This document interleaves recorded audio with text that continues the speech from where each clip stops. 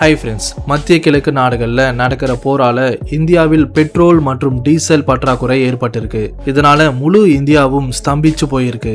1990ல் 12 ரூபாய் இருந்த 1 லிட்டர் பெட்ரோலின் விலை இப்போ கிட்டத்தட்ட 100 ரூபாயா உயர்ந்திருக்கு. எதிர்காலத்துல இதோட விலை இன்னும் அதிகமாகும்னு சொல்லப்படுது.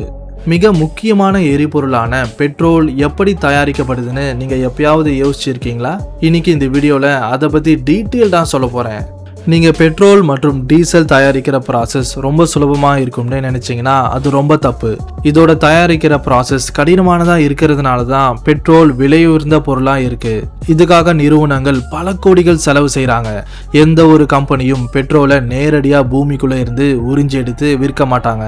இந்த பெட்ரோல் மற்றும் டீசல் பூமிக்கு அடியில் பல மீட்டர் ஆழத்துல இருக்கிற ஒரு கருப்பு திரவியத்துல கலந்திருக்கும். இதை க்ரூட் ஆயில்னு சொல்லுவாங்க. பல ஆயிரம் வருஷங்களுக்கு முன்னாடி பூமியில் ஏற்பட்ட பேரழிவுகளால மரங்கள் மற்றும் உயிரினங்கள் இறந்து மெதுவா பூமியின் ஆழத்துக்கு போகும். அதுக்கப்புறம் அங்கே டீகம்போசிஷன் நடக்கும். அதிலிருந்து தான் ஃபோசில் ஃபியூல்ஸ், அதாவது க்ரூட் ஆயில், கோல் மற்றும் நேச்சுரல் கேஸஸ் உருவாகும். பூமிக்கு அடியில் அதே போல கடலுக்கு அடியில் கூட இந்த க்ரூட் ஆயிலுக்கான சோர்ஸ் இப்போ கூட நிறைய இடத்துல இருக்கு. முதலாவதா ட்ரில்லிங் மூலமா க்ரூட் ஆயிலை வெளியெடுப்பாங்க. க்ரூட் ஆயில்ல கேசோலின், நாஃப்தா, கெரோசின், டீசல் மற்றும் ஹெவி ஆயில்ஸ் இருக்கும். வெளியெடுக்கப்பட்ட க்ரூட் ஆயிலை நேரடியா ஃபேக்டரிக்கு அனுப்புவாங்க. இதை ரிஃபைனரின்னு சொல்லுவாங்க. க்ரூட் ஆயில் எல்லா இடத்துலையும் கிடைக்காதுன்னு நம்ம எல்லாருக்குமே தெரிஞ்ச விஷயம்.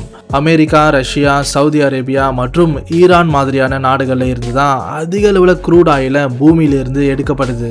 கடலுக்குள்ள இருந்து கிடைக்கிற க்ரூட் ஆயிலை எடுக்க ஃப்ளோட்டிங் ரிஃபைனரிஸ் கடலின் மேற்பரப்புல கட்டப்படும்.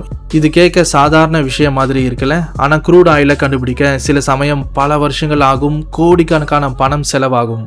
கடல்ல கட்டப்படுற ரிஃபைனரிஸ்ல எத்தனையோ விலையுயர்ந்த மிஷின்ஸ் இருக்கும். ஒரு புது க்ரூட் ஆயில் ரிஃபைனரி கட்ட சுமார் $5 பில்லியன் இருந்து $10 பில்லியன் செலவாகும். எந்த இடத்துல க்ரூட் ஆயில் இருக்க அதிக வாய்ப்புகள் இருக்கோ அங்கே ட்ரில்லிங் செய்யப்படும். அதாவது நம்ம வீட்டில் போரிங்காக எப்படி ட்ரில்லிங் செய்வாங்களோ அந்த மாதிரி. இந்த ட்ரில் பல ஆயிரம் அடி ஆழத்துக்கு போகும். க்ரூட் ஆயில் கண்டுபிடிச்ச உடனே அதை ராட்சத பைப்ஸ் உதவியால் மேலே கொண்டு வந்து ரிஃபைனரிஸ்க்கு அனுப்புவாங்க. முதலாவதா இந்த க்ரூட் ஆயிலை ஒரு பெரிய ஃபர்னேஸ்குள்ள அனுப்பி ஹை டெம்பரேச்சர்ல ஹீட் பண்ணுவாங்க. ஒரு கட்டத்தில் அது வேப்பரா மாறி ஃப்ராக்ஷனல் டிஸ்டிலேஷன் டேங்க் உள்ள போகும். இங்க தான் ரொம்ப முக்கியமான கட்டம் நடக்கும். இந்த இடத்துல மறுபடியும் வேப்பர் லிக்விடா மாறும். டிஸ்டிலேஷன் டேங்க் உள்ள இருக்கிற ட்ரேஸ்ல அந்த லிக்விடின் எடைக்கு ஏற்ற மாதிரி சேகரிக்கப்படும். அதுக்கப்புறம் விதவிதமான பாய்லிங் பாயிண்ட்ல சூடாக்கும் போது நமக்கு தேவைப்பட்ட திரவியம் கிடைக்கும். தண்ணிக்கு எப்படி பாய்லிங் பாயிண்ட் இருக்கோ அதே போல பெட்ரோல் டீசலுக்கும் இருக்கு. பெட்ரோலின் பாய்லிங் பாயிண்ட் 40 200 டிகிரி செல்சியஸ், கெரோசினின் பாய்லிங் பாயிண்ட் 150 240 டிகிரி செல்சியஸ், டீசலின் பாய்லிங் பாயிண்ட் 250 350 டிகிரி செல்சியஸ். அப்படி தனியா பிரிக்கப்பட்ட பெட்ரோல் மற்றும் டீசல் கிராக்கிங், ரிஃபார்மிங், பிளெண்டிங் மற்றும் ட்ரீட்டிங் மாதிரியான ப்ராசஸ்குள்ள அனுப்பி ஒரு ஃபைனல் ப்ராடக்டா பயனாளர்களுக்கு தரப்படும். இதுக்காக கோடிக்கணக்கான பணம் செலவாகும். இந்தியன் ஆயில் மற்றும் ரிலையன்ஸ் கம்பெனி இதுக்காக கோடிக்கணக்கான பணத்தை முதலீட்டு செஞ்சிருக்காங்க. பெட்ரோல் மற்றும் டீசல் எப்படி தயாரிக்கப்படுதுன்னு இப்போ உங்களுக்கு புரிஞ்சிருக்கும். ஆனா இது எதுக்காக இந்த அளவுக்கு விலை உயர்ந்த பொருளா மாறியது?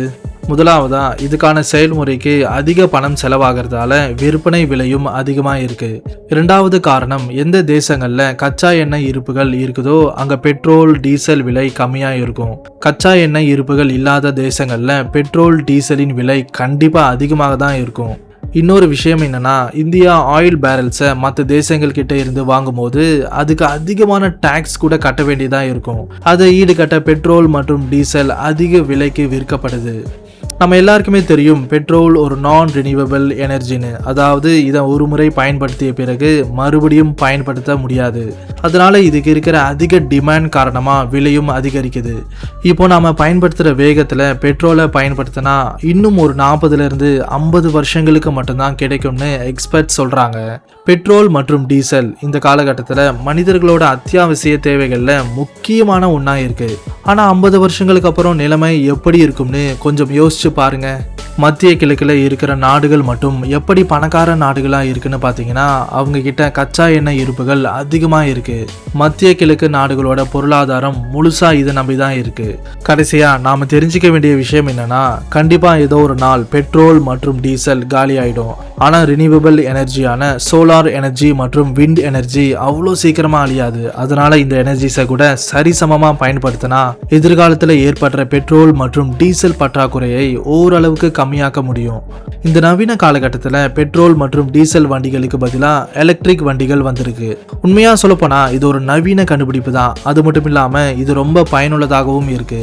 சரி, இந்த ரெண்டு வண்டிகள்ல எது பெஸ்ட், எலக்ட்ரிக் வண்டியா இல்ல பெட்ரோல் டீசல் வண்டியா? இதை பத்தின உங்களோட கருத்துக்களை கமெண்ட்ல சொல்லுங்க.